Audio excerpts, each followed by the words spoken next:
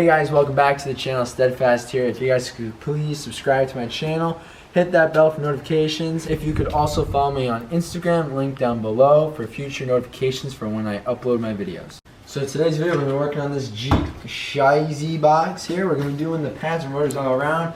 Some of them are shot, some of them aren't, but we're going to make it more appealing to the buyer anyways. I mean, they're cheap enough, so it doesn't really matter. So far we did that rear axle shaft bearing and seal, and then now we're going to do the pads and rotors all the way around, and then we got the front and suspension parts like the tie rod, the assembly, and I think that's about it. We did the plugs, the oil, the air filter, and we're killing it with this thing, and winter's here, so I hope this sells quick. It's not going to be expensive, I mean, because look at it, it's a rot box. I mean, it is what it is. It's good in winter, that's all it is, a winter beater. So let's get to it.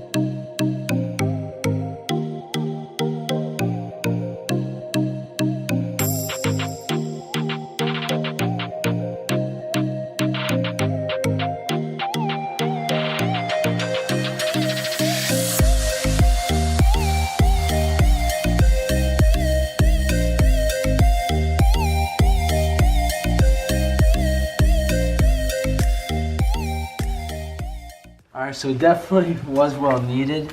I mean, this is pretty crusty, pretty grody, and I mean, we got like a pound of rust here, so glad this is going on. There's a little bit of a bear to get it off, but I mean, not too bad. I mean, that's what rotors are. You gotta pound them on out.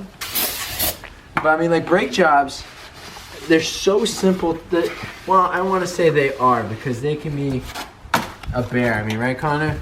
I mean, if you take care of the car, they're very simple in the long run, because, I mean, if you aim your seats up, like the back of this, which I'm not, because I don't have any seats with me, and whoops.